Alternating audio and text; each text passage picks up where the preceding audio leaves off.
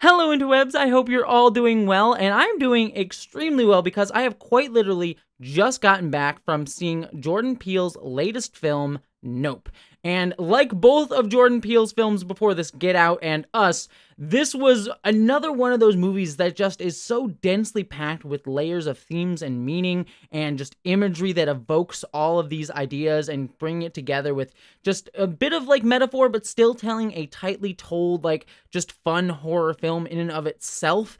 And I love that fact. I just love every time I leave a Jordan Peele movie that I am able to just come away wanting to just sit and think about it, as opposed to something like a Marvel movie where, don't get me wrong, I enjoy Marvel movies, but you're not really sitting there thinking about the densely packed themes and ideas and underlying like message of the movie for hours on end after the fact. And I know for a fact that this is going to be another movie, again, like Get Out and Us before it, that I'm just going to honestly be thinking about for the next few days, trying to unpack some of the ideas and themes. And I know I'm going to have some lovely conversations with people about it. And I hope that I can have a lovely conversation with all of you for the next few minutes about it, because I am very, very excited. Just up front, before we get into this, I'm just going to let you know, I'm going to talk a little bit spoiler-free for the first few minutes here, just my general impressions of the film, but after about a minute or so, I'm going to dive fully into spoilers. So I'll give you a little bit of a warning in just a minute here before I go into that, but know that this is mainly going to be meant for people to listen to after they've seen the movie. But if you kind of want my idea of what the film is before going to see the film, then I'll sort of give you that right now. I think, personally, this might be my least favorite of Jordan Peele's films, just on a visceral kind of enjoyment at the theater level.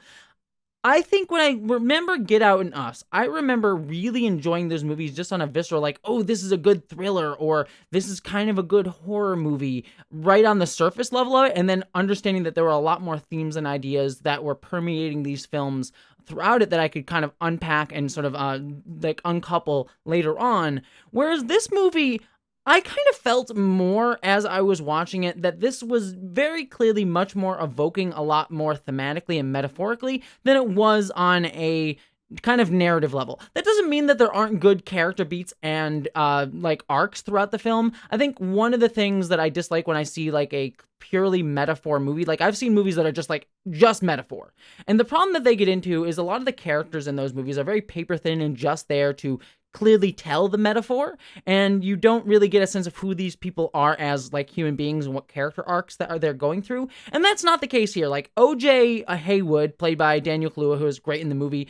Stephen Yeun, who's in it, I think his character's name is Jordy. He's also great. Keke Palmer, who plays Emerald. Like all of these characters clearly have arcs and like things that they're going through and working through throughout the film.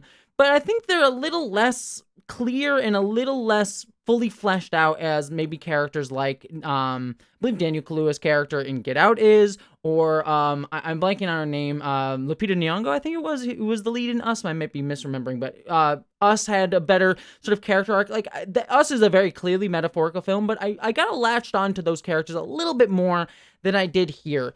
And so because of that, while there are some really interesting and distinct action scenes in this movie and just tense moments of suspense, I don't think it's as strong as Jordan Peele's previous works.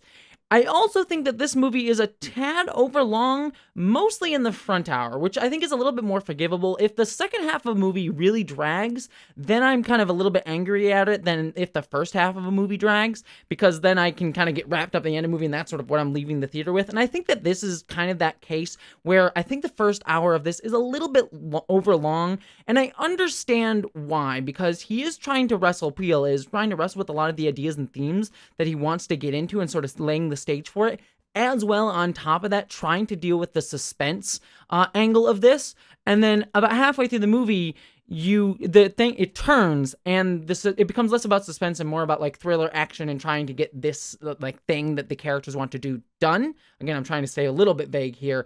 And then once that turn happens, then things get more exciting.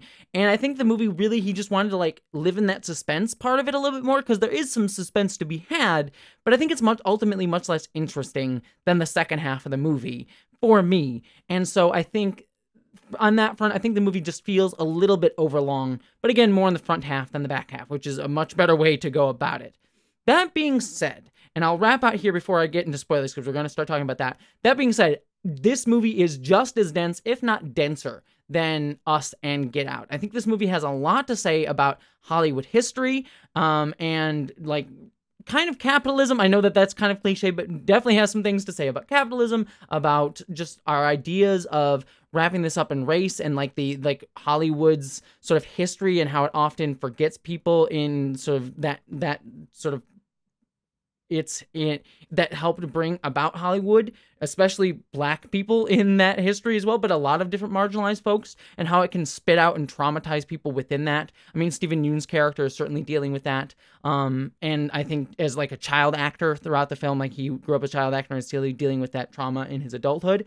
So I think that this movie is definitely wrestling with all those things, and there is a lot to talk about. So let's delve into that. So this is where I'm going to get fully into spoilers here. I'm just going to say it right up front.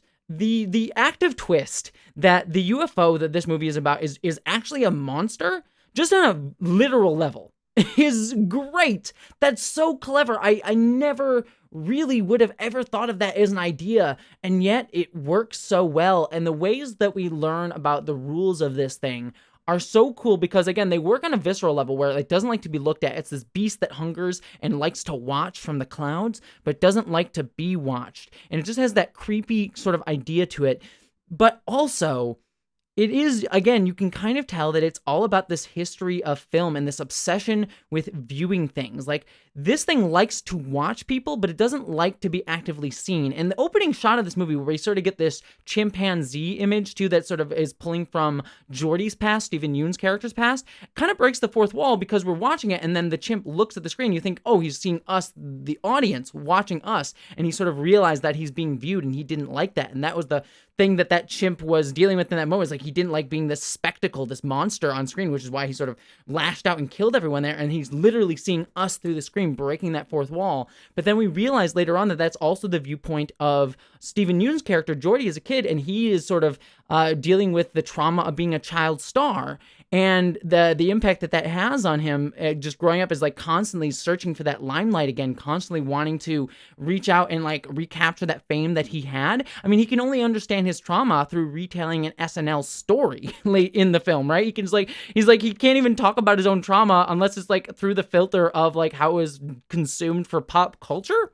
And so I thought that was just such a clever idea, by like throwing it at us, the audience, but then also bringing it into a character like Stephen Yeun, and then just talking about how Hollywood, this capitalist enterprise, of just like likes to view people and chew them up and make them a spectacle, as the opening sort of line talks about, and then just spit them back out and forget about them and just dispose of them. And we get the same idea too with the opening of the film, where we talk about the history of a film with Emerald's character mentioning, like, do you remember that jockey that was riding that horse in the first ever sort of motion picture image of the horse being ridden by a black man? We remember the cinematographer who came up with the idea, because he created the idea of motion picture. If you've never heard of film history, the way it's explained in the film is true, that like people realized if you put pictures next to each other, that creates motion, and they did that by using a horse, taking a picture of a black man riding a horse. And so, we don't really talk about that black man, but we do talk about the cinematographer and how smart and intelligent he was for coming up with an ingenious contraption. And so it's talking about this idea that we just tossed out these people that were involved in these things to venerate like white dudes that like just sought after the greatness of their art without realizing the hard work and sweat and tears that people actually had to put into it. And that ultimately gets echoed throughout this entire film, right up to the character of like Antlers, who's this great cinematographer who's going to get this impossible shot, and he's helping them out. And literally we have a black man, Daniel Kaluuya, being filmed by him, but then he gets so wrapped up in like needing to get the perfect shot that he literally almost destroys everything, because he gets eaten by the monster. And so he just gets so obsessed with it that he just gets drawn into it and just needing to film and view and watch this thing, trying to tame the untamable, trying to tame like entertainment and pop culture and capitalism, this like capitalist enterprise. Again, Stephen Yeun's character also trying to do that too, where he's like just trying to recapture this vestiges of like things and trying to monetize off of it. And he tries to do so by trying to rein in this monster that really can't be reined in. I think was great. And then you have these characters of Daniel Kaluuya and Kiki's character, they're just trying their damnedest just to get the thing done. They're not necessarily, they want to get a good shot, but at the end of the day, they're like, oh my god, it's just work to do this. Why we don't need to get wrapped up and it's like just do the work to get it done. That sort of like thought that idea of it's like the art comes through the process, not this like heady like, ooh, I'm gonna get this impossible shot. I think that was just, I thought that was evoked really, really well throughout the film, and I think all of those ideas that I kind of just expressed are deeply embedded in there. And I think too, it also talks about like connection, because Kiki's character, Emerald, she is very self-obsessed at the beginning of the film. She's sort of like all about herself and wants to get the shot, wants to become famous. She's sort of seeking after that fame.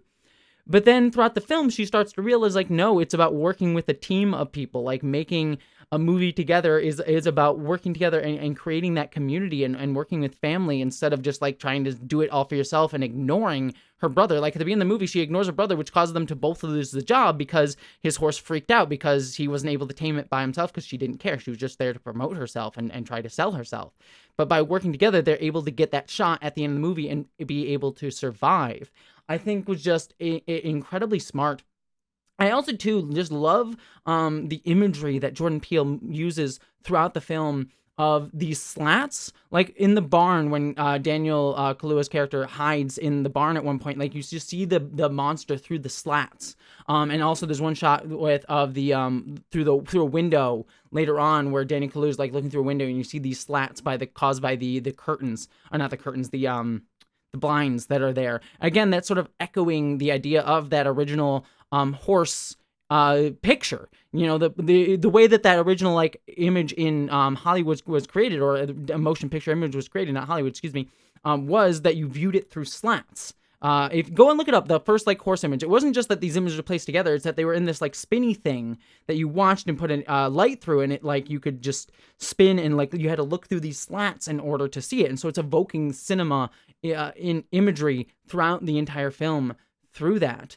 And I love that. And I love at the end of the movie, these two characters are able to, like, finally do this thing and claim this, sort of honestly, like, reclaim the ability to make cinema, to make movies for themselves.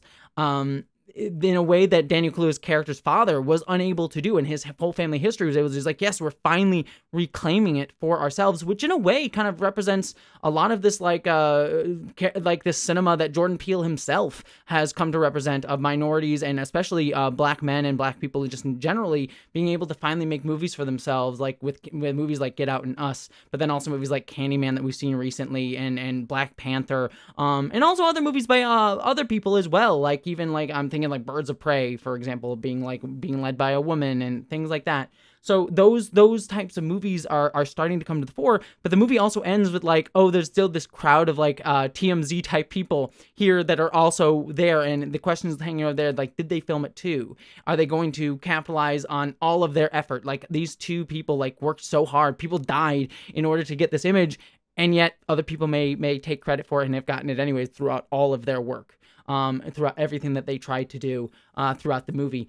So I love that sort of like implication at the end of the film that this is sort of still here. And honestly, I could still rant for longer about this movie. Again, this is a movie that I think if I had the inclination, I could do a whole video essay on it. It would require going and seeing this movie several more times. Like, I'm sure there's much more to talk about that I haven't even touched upon right now in this review. But I again, this, just like Jordan Peele's other works, there's so much in this movie that I think is you could just talk about, pick apart, the layers upon layers. So while I think on just a plain visceral level, I do think it's his least enjoyable film on just a sitting in the movie theater and like getting entertainment value out of it on just pure like, yeah, I'm here for the ride sort of way. I think it's probably least on that level, but it is just as dense as both of his other movies and just as intelligent, if not more so, because I think there's just a lot of more complex things happening in this movie, whereas I think throughout both Get Out and Us to this one, you're seeing him add more and more layers of complexity to each of his films, whereas Get Out was fairly straightforward in what it wanted to talk about. There was a lot of stuff in there, don't get me wrong, it's not an uncomplicated film, but I think it's like really dealing with like race and how liberals view race and sort of this history of race within cinema. or not cinema, just in America, and then us sort of added that discussion of more based around countries like the United States and the history there, whereas this is much more targeted on Hollywood, but also how it intersects with all of those things. And I think this is definitely his most complex movie to my mind to date. Though I think probably the least interesting to just watch on I want to go enjoy a good movie at the theater. Again, great movie. Just I think it works on two different levels in interesting ways. So those are my thoughts on Nope, at least my initial ones. Like I said, I could talk about this for forever. I think I could easily go watch this movie again and find 10 more things to talk about for 15 more minutes. But at the end of the day, this was a great movie. And if you like films that just get you thinking, I cannot recommend this one enough. It was wonderful. I really enjoyed it. And I'd love to hear all of your thoughts down in the comments below. What did you miss? What do you think more about the movie? I'd love to hear all of that. But beyond that, thank you so much for watching. And I hope that you, as always, live long and prosper.